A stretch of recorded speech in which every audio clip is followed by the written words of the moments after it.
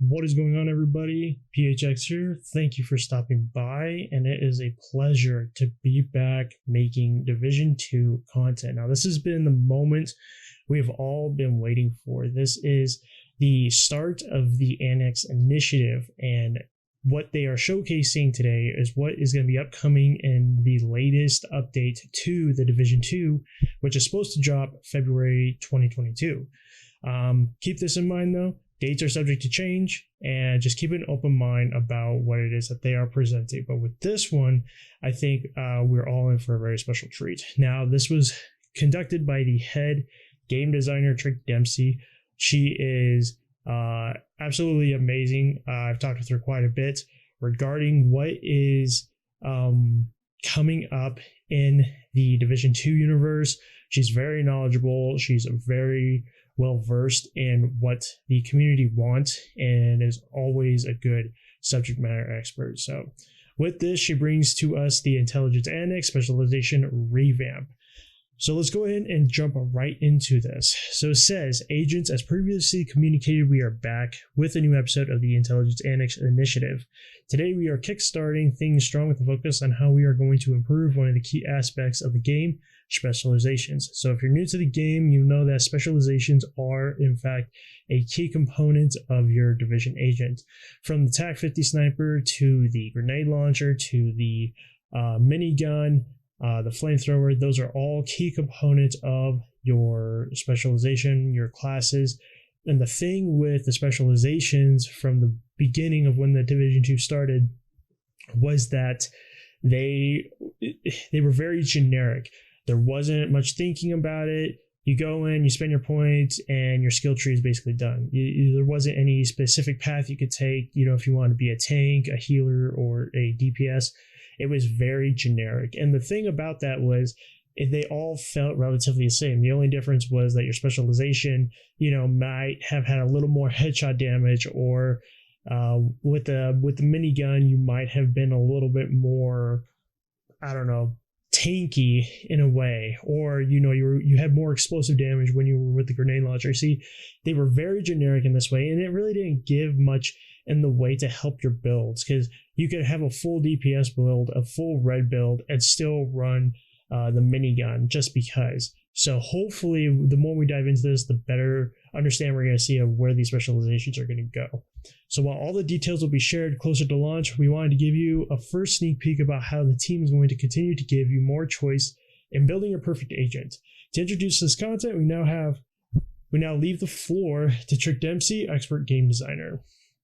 Specialization revamp. In the last few years, we've dedicated a lot of time to researching the builds used by players in both PvE and PvP content, and we've concluded that specializations are today not reaching their full potential yet. Our objective with specializations is to empower players to create agents who match their playstyle preferences.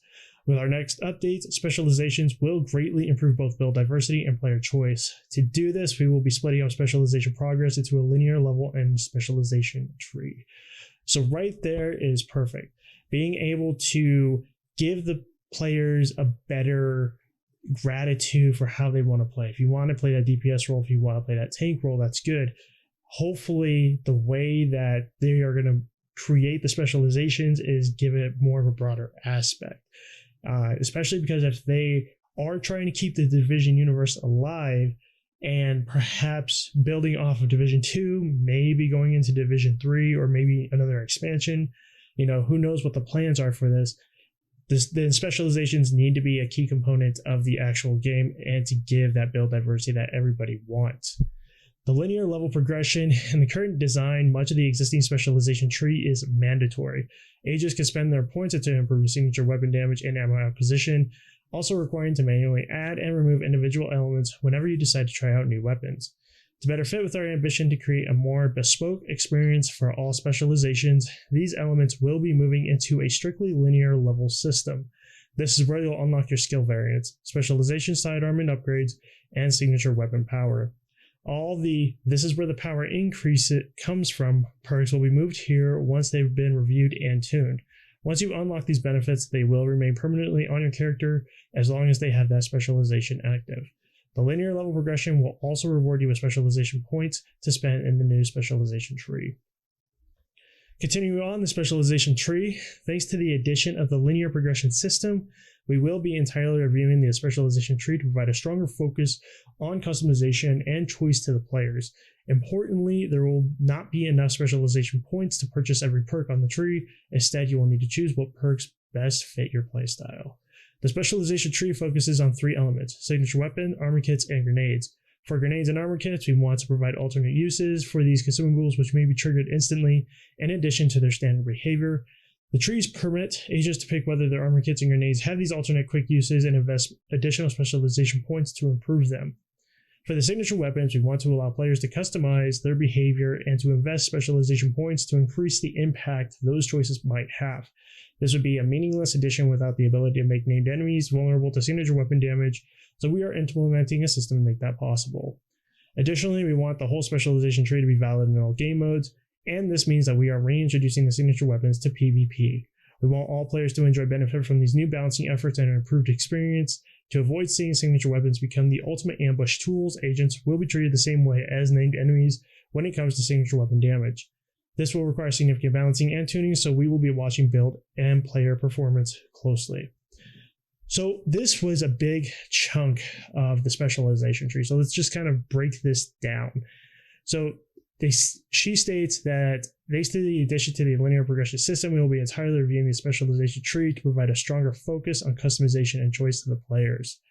There will not be enough specialization points to purchase every perk on the tree. Instead, you will need to choose what perks best fit your playstyle.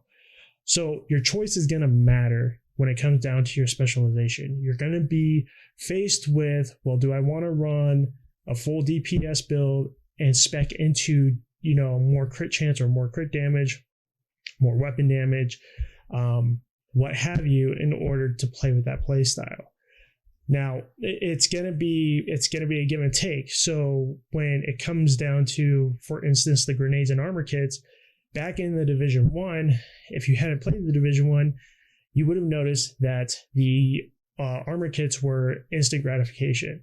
Get behind cover, hit whatever control button that you had, and then bam, you're instantly refilled with, your health pack, instead of the armor kit, given the situation. So with this, I could definitely see that there's going to be some thinking, not a grand scheme of thinking involved when it comes down to, do I want to have an instant armor kit? Maybe if I have an instant armor kit, my grenades are going to have a 30-second cooldown or a 60-second cooldown. Or maybe if I do instant cooldowns for my grenades, my armor kits are going to take a little bit longer to come back. So it's going to be a give and take. Now, if they do this properly, then that give and take should kind of be balanced in a way that isn't going to hurt the player in any given situation. So, if you're running, say, a legendary mission solo and you've got your instant armor kits, but you're faced with the realization that, okay, now I need to think about how I'm going to do this strategy because I can't use my grenades for a certain amount of time, then that's where it's going to get kind of iffy, because now you're being limited to exactly what it is that you can possibly be using for that specific mission. Now, this is just the first intelligence annex.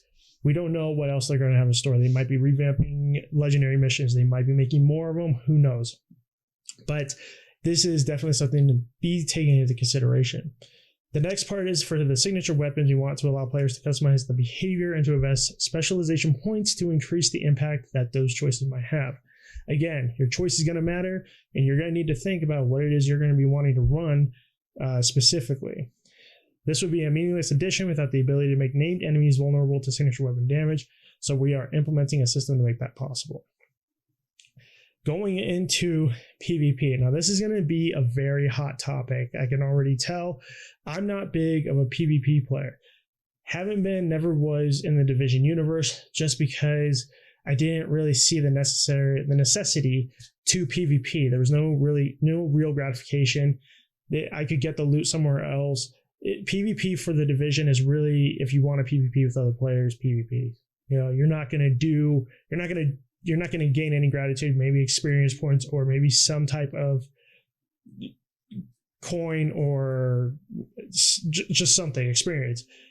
but there is no gratification. Now with this is definitely going to be a hot topic amongst the PvP community, because when specializations were introduced in the very beginning of the Division 2, they overpowered the battlefield. There was no way you could get around it. If someone ran attack 50 and shot you, headshot you, you would be down to a sliver of health, and then they could just immediately take you out with another shot or use their skills or whatever.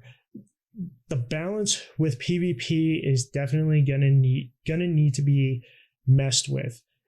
And if history has taught us anything, is that in the very beginning, this is probably going to be super OP, super overpowered for any PvP player. And it's going to probably either A, need to be taken off for a little bit and then revamped again in order to make sure that it's spec'd towards the PvP balance, or they might just end up scrapping it completely. But the fact that they are willing to take that risk and go into the PvP side of things with your specializations again, good on them. But they definitely need to balance what needs to happen within the PvP realm, or else it's just going to be a big cluster of God knows what. So scrolling down more, we've got the power of choice. While a specialization and its signature weapon are tied, that would be no longer true for their mods, skill variants, and sidearms anymore. By sufficiently leveling up your specialization, you will unlock these formerly specialization restricted specific items for use by other specializations. Want to use the Artificer Hive with the mortar turret while wielding the Survivalist D50? You will be able to do just that. As you might guess, these changes, among other exciting improvements to come with our next update, are quite a complex topic to handle, and we want to take the time to deliver the best experience for you all. In the meantime, good hunting, Trick Dempsey, expert game designer. So the power of choice, going back into the availability of being able to spec into what you want to spec into and using the skills that you want to do. I can already tell you that this is going to be big. Now, if you take all 6 of the specializations that we currently have and filter them into one category, you're going to have a huge skill tree. Now, whether that skill tree is going to be divvied up between DPS, tank, and healer, or whatever, is remaining to be seen, because we don't really know what this tree is going to look like. But from the way that everything is being explained, it looks like, if you wanted to run attack 50 with headshot damage, but also wanted to spec into some armor, and then, have the specialization skill pistol, you could do that.